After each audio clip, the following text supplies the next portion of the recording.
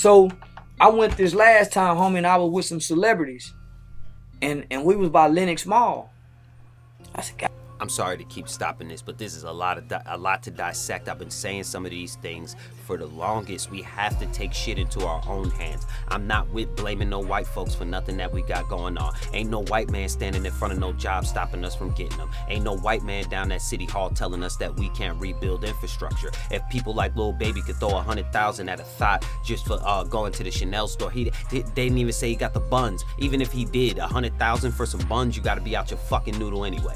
But you're saying that money couldn't have went to rebuilding the community? Are you saying that in Atlanta, landscaping is not needed? All the rich people who you know.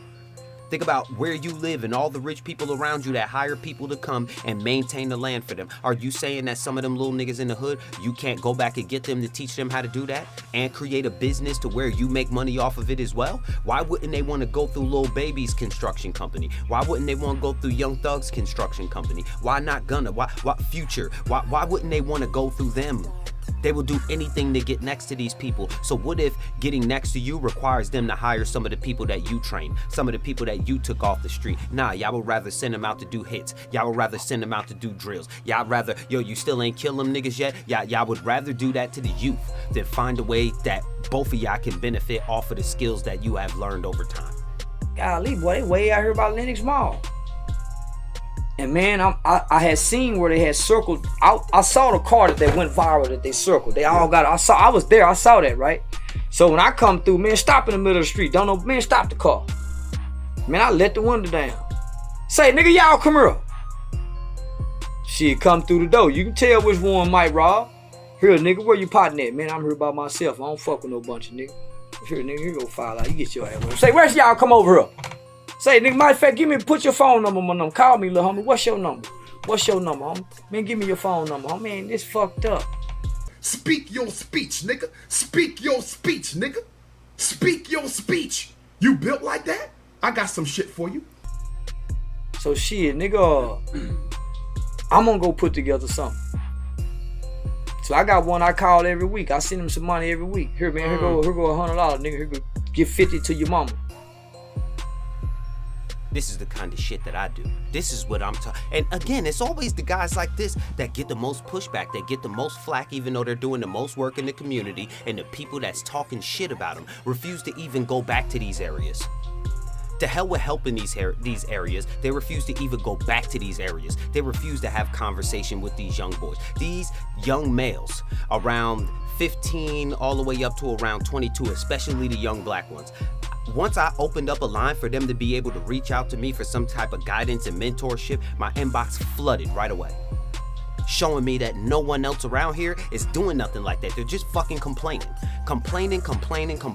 Oh, they out there shooting. These young niggas don't listen to nothing. What are you giving them to listen to? They listen to me just fine. What are you giving them that gives them some kind of push to be better? Nothing.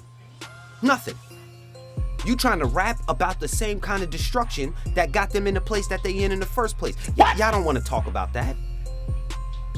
Y'all don't want to get them off of the streets. Truly, you just want to complain.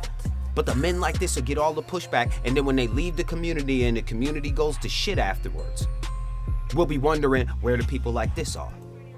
You went to work today? Nah, here go 100 then. What? Just hold off till I get there, my nigga. Woo. Get you about 5 or 6 niggas, nigga. I'm gonna buy y'all some lawnmowers, some weed eater, some trash bag, some gloves, and nigga, y'all start y'all a lawn care service. Let's go. And then from there, nigga, I'll show you how to get a pressure wash. Let's go. Or you can start pressure washing the gum at the gas station, homie, because it's an environmental hazard. New game, my nigga. I'm gonna show you some new game. Let me talk.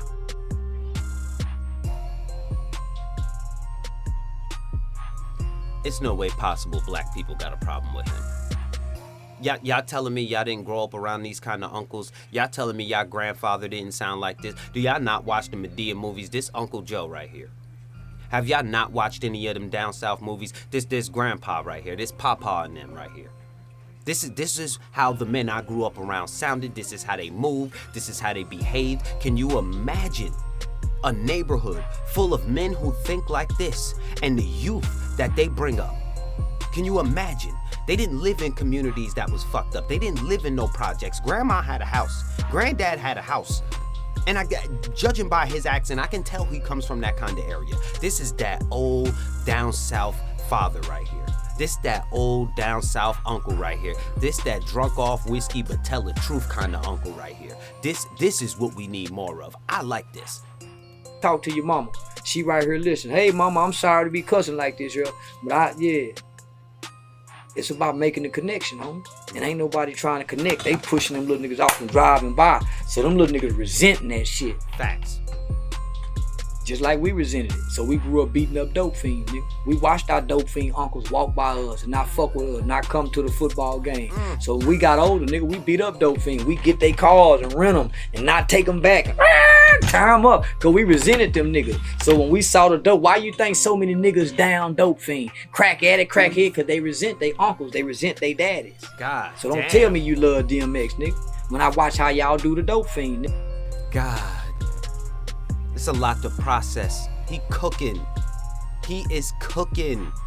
Some of us may have never even made that connection, that the way we might have treated people who were dealing with addictions, we may have treated them like that based off of how we looked at the men that were around us. And so many of the men around us were alcoholics, drug addicts. They were strung out. We didn't grow up in the pimp era where all the guys was walking around and looking nice. We grew up in the era of zombie men walking around trying to give us information. So we treated them badly based off the fact that them being the men that were supposed to be in our lives are completely useless. Be completely useless. Can't give us anything but gain. Can't hire us anywhere. And we resented it. And that's the reason we treated him like that. That's why we felt no remorse, like he said, for people like DMX. Hit the nail on the head. Well, we gonna review some more of his shit. Nigga, cause I was a nigga who resented them niggas. Them was our uncles, them was our grandfather, them was the niggas who abandoned us. Accountability. So now what's happening now here, the young niggas is seeing us having money. And we flossing on the internet. We ride by them on the cars. So they growing up resenting us. Cause they struggling in impoverished conditions. But our rappers flossing and throwing money, making it rain, partying and worrying. So nigga, they growing up looking at us, resenting us. Like a meal ticket. So that's why they gotta lock their doors from them water boys. Cause they know they've been ignoring them kids, homie. And them kids ready to take now. They a little bigger now. Facts. And y'all been ignoring them for too long. So now they taking. If you don't feed the wolves will still always find a way to eat. They will. You better pray that you're not the meal. So how do we do that? Nigga, we gotta go back and connect with the pain. Facts. Nigga, I know you young niggas hungry. I know you need some weed. Nigga, I'm gonna give you some money for some weed. I ain't like meat meals. Talking about, nah, nigga, I know